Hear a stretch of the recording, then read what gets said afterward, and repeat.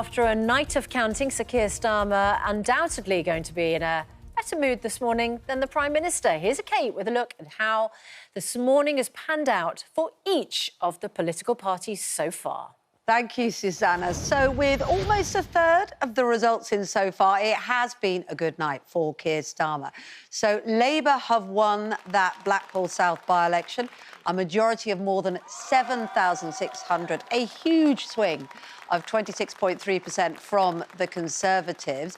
The Tories did come second, but only just, winning by 117 votes more than Reform. And, of course, this makes it Reform's best result in a parliamentary by-election so far. So looking at the local elections, we had 107 councils had seats up for grabs alongside Police and Crime Commissioner contests, with 40 million people able to vote across England and Wales.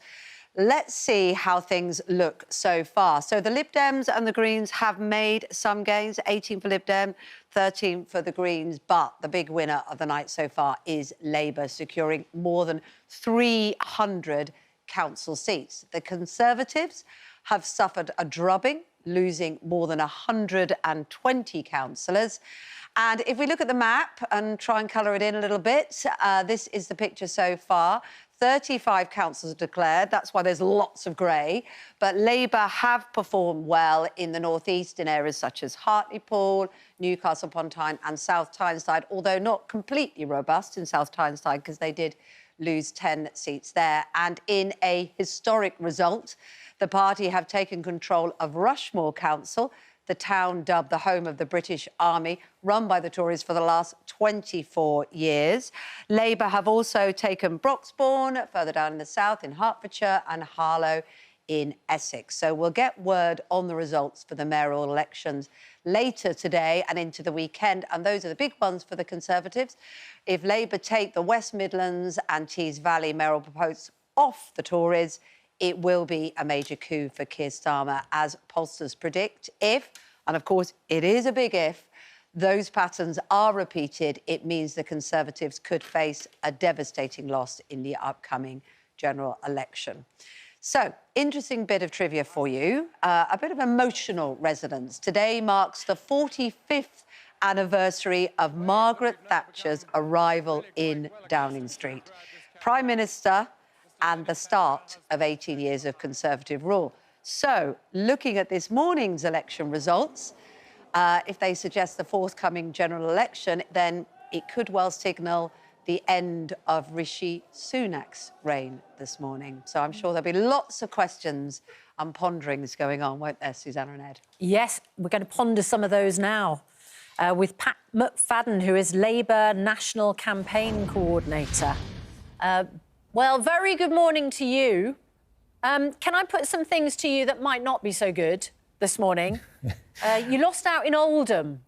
Now, you were in control of Oldham Council. There are suggestions that it's international issues, Gaza in particular, which got you unstuck in Oldham. Is that something you would acknowledge? I think it has been a factor in some areas. And it's not surprising that people have got strong feelings about this. And we know that, and people have told us that in some parts of the country.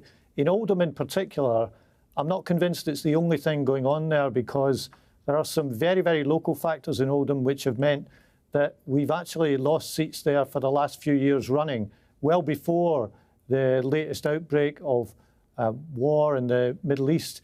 And so I think it may be a factor there, but it's not the only thing going on in Oldham. Are you going to change your tone on Gaza? I mean, we interviewed George Garraway earlier this week. Of course, he won the by-election in Rochdale. And he's coming, you know, his Workers' Party's coming for the Labour Party in areas like Oldham. Well, we'll see. Sorry. Go ahead. We will see if that happens. I'm not convinced he can replicate what he did in Rochdale around the country.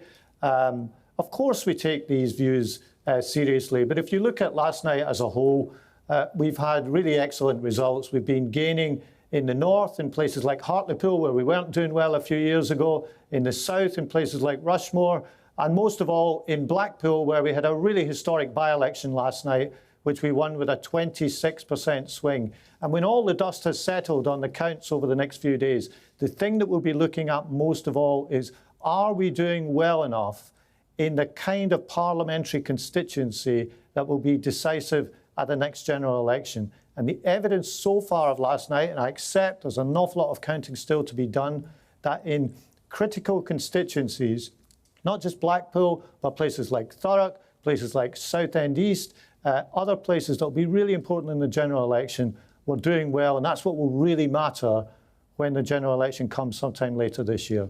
There is a danger, though, isn't there, Pat McFadden, of Labour sounding a bit complacent, because, clearly that Blackpool result was a good one, and it's a bad night for the Conservatives. But we were just talking to Professor Colin Rallings, who was saying to us that Labour is set to poll with a much lower level in these elections compared to what Tony Blair managed in 1995 and 1996. On the latest polls in Scotland, Labour is set to get half the number of seats Tony Blair won in 1997, 28 rather than 56. But you need a bigger result than Tony Blair got in 1997 to get a majority of just one in the House of Commons in the general election. So all this talk about seismic, exciting, isn't Labour kind of taking it a bit for granted? Well, I'm the eternal warrior against complacency, Ed. And every day in my job as the National Campaign Coordinator, I remind Labour people that not a single vote has been cast at the next general election.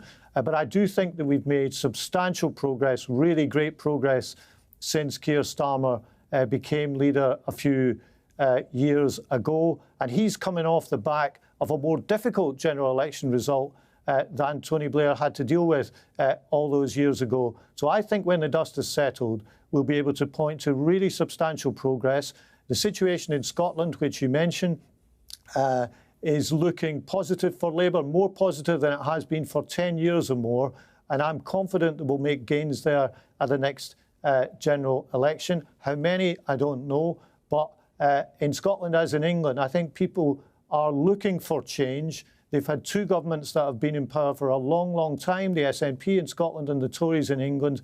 And the only way that change will come is with the election of a new government. And that will be the critical question facing people whenever that general election comes. But Labour has to make gains in Scotland, because you've only got 2 seats in Scotland at the moment. When Gordon Brown lost in 2010, he won 41 seats. And at the moment, people are saying you're going to get a lot less than that in Scotland. So you need to do even better in England. And I just wonder whether the Tories are doing badly, but shouldn't Labour be doing better in England in the local elections than we're seeing at the moment?